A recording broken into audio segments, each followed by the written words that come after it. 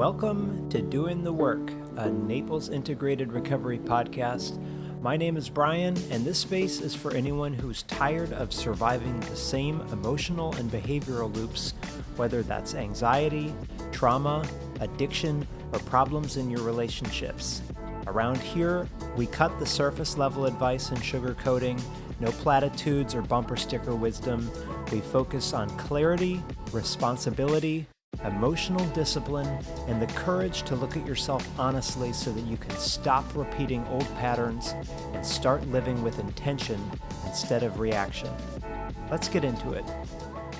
Today, I wanted to talk about taking things less personally, and I will be diving into a teaching that looks pretty simple on the surface, but cuts straight through reactivity, emotional pain, and the way that our nervous system interprets threat. And many of you may have already heard this parable, but it is called the empty boat. And I'm going to take this teaching beyond the usual don't take it personally message, and instead I'm going to weave in a little bit of neurobiology, trauma patterns, relationship dynamics, emotion regulation, and the internal shifts that can help you live your life with less suffering. So let's start with the story. A fisherman is rowing his boat across the lake in low light. He sees another boat that starts drifting toward him. He calls out once, twice, yelling for the other person to steer clear, and the boat keeps coming. He starts waving his arms. He tries to get louder.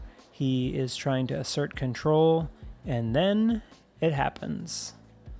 A nice thud, and the drifting boat has collided with his. Frustration spikes. He is ready to start yelling at whoever was ignoring him, and then he sees the boat is empty. No captain, no pilot, no intention, just drift. And almost immediately, something shifts inside of him.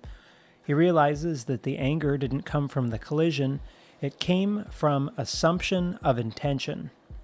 Because if a person had been steering, then he would have been at fault.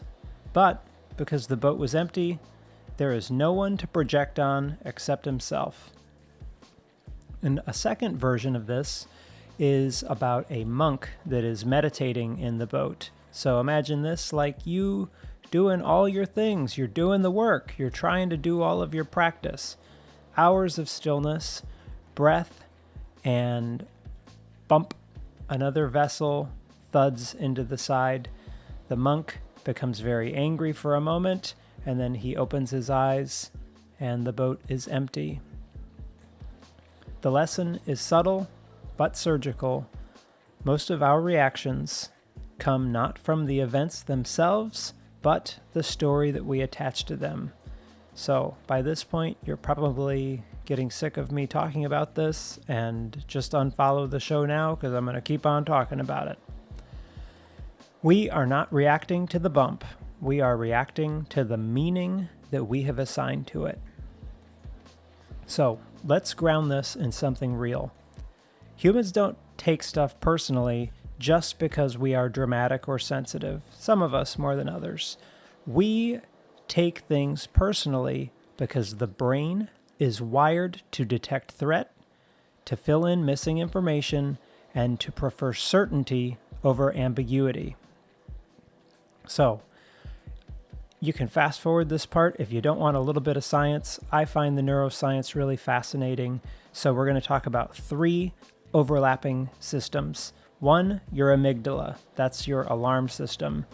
Anything that is unclear is potential danger. And that could be someone's tone, a pause, a facial expression, or I love this one, when someone is texting and I see the little bubbles or the ellipses that are moving, and then it stops. And I'm like, oh, they're upset. Right? Amygdala fires, not logic. Second is the prediction circuit, and that is dopamine and uncertainty. Your brain relies on predictions to feel safe. And anything that's ambiguous is a prediction error, which feels uncomfortable. Your brain wants relief. It doesn't care so much about truth. I mean, truth is great, right? But so it starts to fill in gaps with the quickest, most self-protective narrative that it can find. Third is your default mode network, and that's your story maker. This is the part of the brain that generates meaning, identity, and self-referential thought. This is what turns a single bump into, they did that on purpose, or I think that they're annoyed with me, or maybe I caused this, or people always drive their boats like this. I have never seen a single boat driver that didn't have their head up their ass. And a lot of the times, this is totally subconscious. You're not choosing it. It's automatic unless you interrupt it. Impaired functioning is not about bad choices. It's about diminished capacity to tolerate uncertainty long enough for you to choose wisely. So, the empty boat story at its core is really a parable about uncertainty tolerance. If you have a history of trauma, and I'm not talking about DSM version of trauma, I'm talking about any kind of unpredictable emotional environment, you know that ambiguity is not neutral. It can actually feel very dangerous. So if somebody doesn't answer you, or if someone's tone shifts, or if someone is withdrawn or has gone quiet, your brain doesn't think, okay, quiet. Yeah, quiet's good. No, it thinks, something's wrong. I sense a difference. I probably did something, or it's probably me again. I don't ever do anything right, or some other narrative that's close to this. And this comes from childhood systems where your caregiver's mood decided your safety. Maybe you had to monitor people to survive, or you could have had a parent or caregiver that would use the silent treatment as punishment or withdrawal. And this can lead to internalized chaos as self-blame. This kind of wiring persists even if you have come out of a dysfunctional family and you're now in a safer environment. So in adulthood, a delayed text might feel like abandonment, or a partner's short tone becomes criticism. Maybe a friend canceling feels like rejection, or if a coworker that you always have coffee with is, now focused or distracted, that you interpret it as disrespect. And in reality, maybe that person's just dealing with their own storm. But your nervous system fills their boat with ghosts from the past. So the empty boat parable is an invitation for you to notice that reflex. Notice that story that you're creating. I'm going to bring this into everyday experiences. So perhaps a stranger doesn't hold the elevator. Oh my goodness. Okay, I do that. Sometimes I'm like hitting the closed door because I don't want to be around people. And the interpretation, people are so rude. Maybe reality was, unlike Brian, maybe they didn't even see you. How about if your partner forgets something important? In your mind, you might give this a meaning. If he cared, then he'd remember. Reality, maybe bandwidth is shot. Maybe it's the anniversary of their parents passing. Maybe they're seeing 60 clients a week and they are so overloaded that, should have remembered that, but I really effed that up, didn't I? It's possible, right?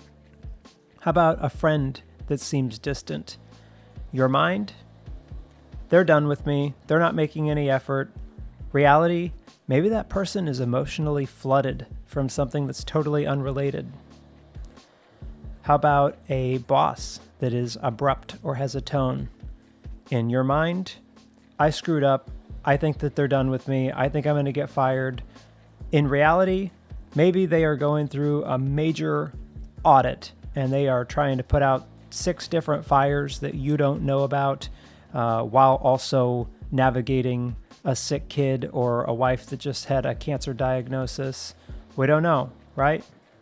And I do one more. Someone snapping at you at the grocery store. I talked a couple weeks ago about me losing my shit, counting somebody's items in line if they had like 15 and the 10 items or less. So my mind, they disrespected me. They don't follow the rules of social etiquette in line. Reality, this person might be suffering with something that you have no idea about. And this is something that I see all the time in my office is people who have high profile jobs, police officers or nurses or Fortune 500 CEOs, navigating a $10 million contract.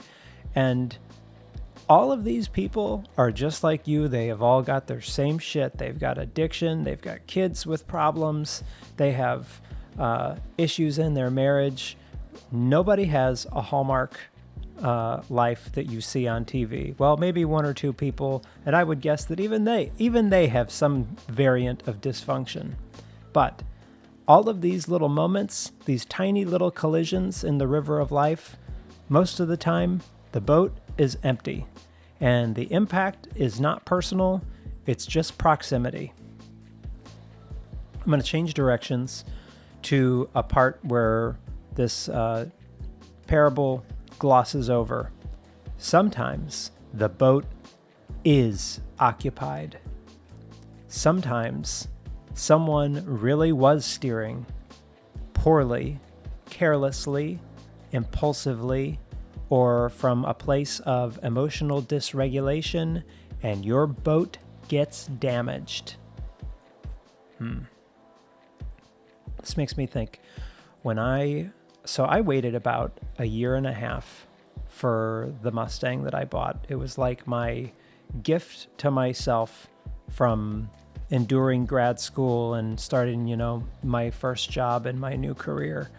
And I bet you that within 2 or 3 months, months is fair, of driving this Mustang, a woman at Planet Fitness smashed her door, and I'm not exaggerating this, she smashed her door into me at Planet Fitness while I was in the car, and then she just kept on going with her day like it didn't even happen.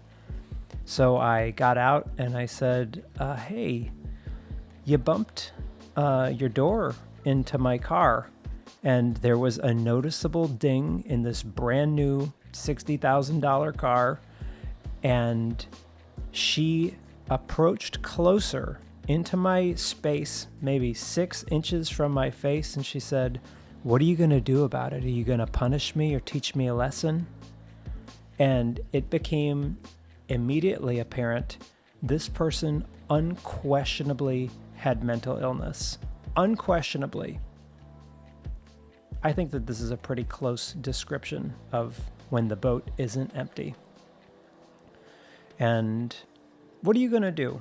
You going to yell at her? You going to scream at her? You going to tie up a police officer for some BS report that isn't going to go anywhere, just so that it ends up going to insurance and dicking my insurance up another $500 or $1,000 or something ridiculous?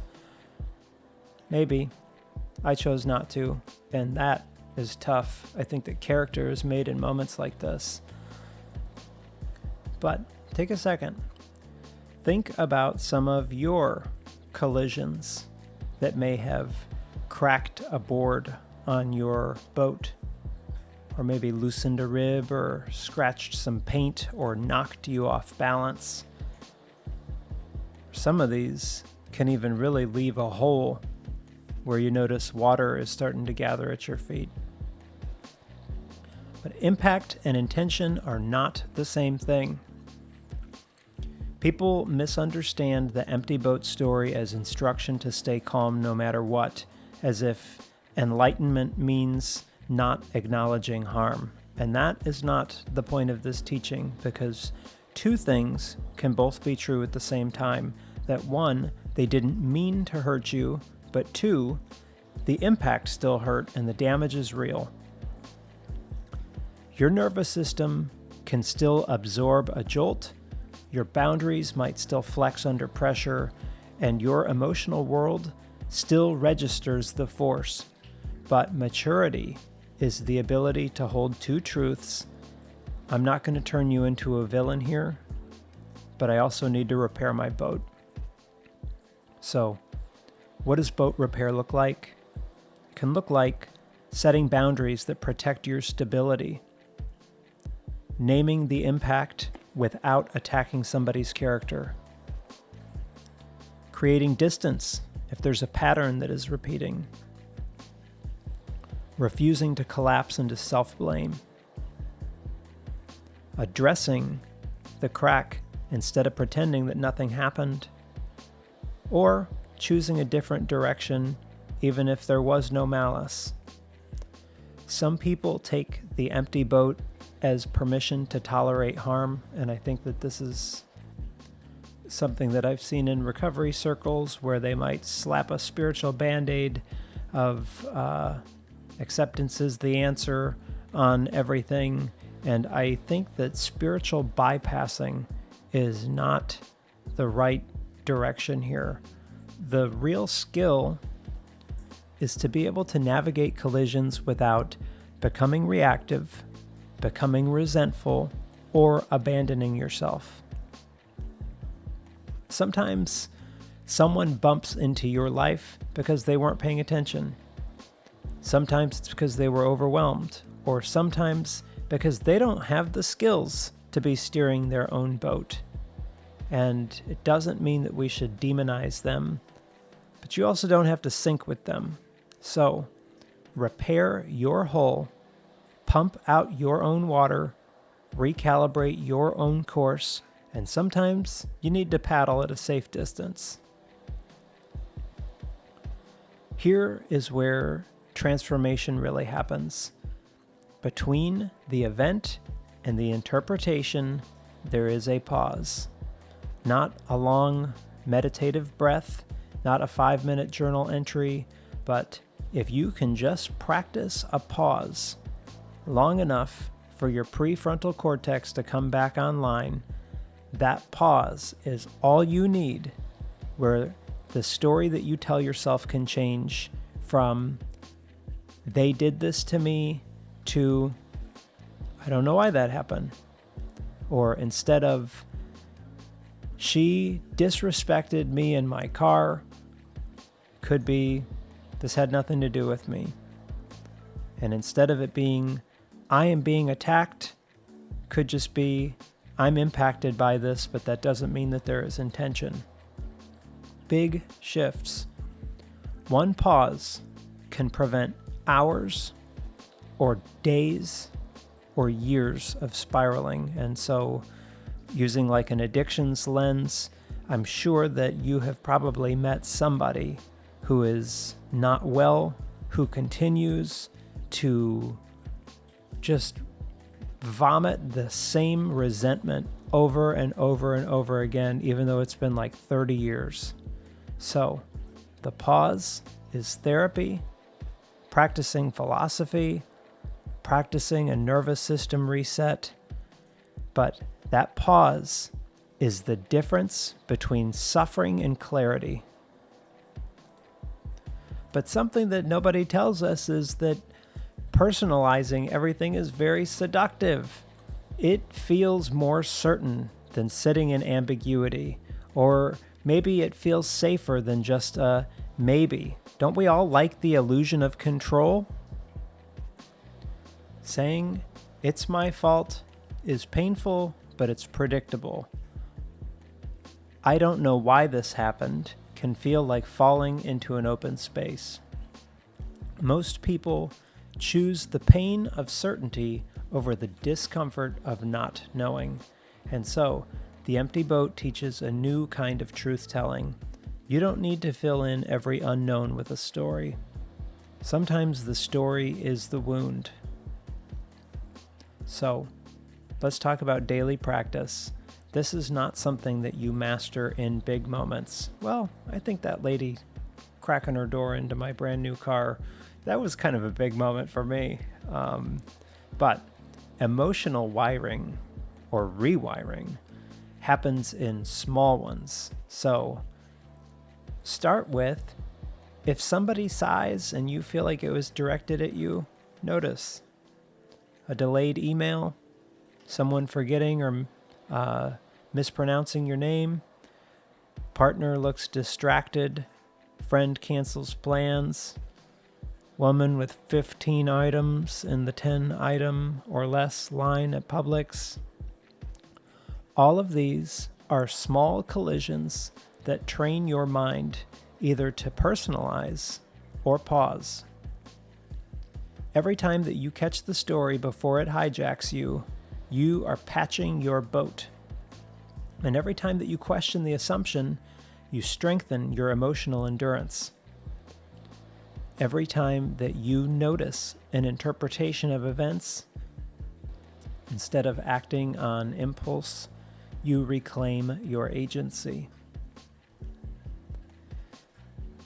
What you gain from this is not emotional numbness, it's emotional sovereignty.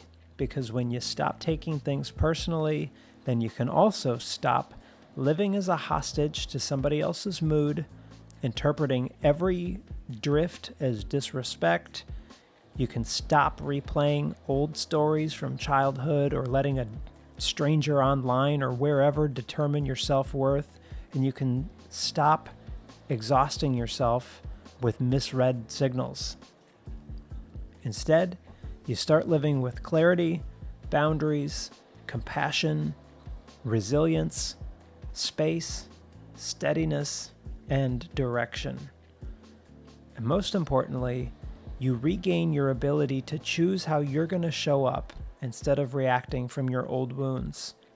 So, the next time that life bumps into you, with tone, silence, a mistake, misfire, a dent in your new car door, pause.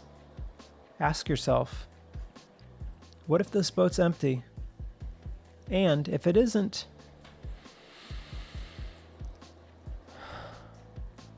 what part of my boat needs repair? That is emotional mastery. That is freedom. That is the whole spirit of this teaching, and that, friends, is doing the work. See you next time. Thanks for spending the time with me. If you found this episode helpful, please share it with somebody who may need to hear it. Be kind to yourself, be kind to others around you. Remember that we're all doing the best that we can with the tools that we currently have, and we are all capable of growing past them. If you'd like to reach out or connect, send me an email, brian@naplesintegratedrecovery.com. I hope to hear from you there. And in the meantime, thanks again for listening, and I'll see you on the next one.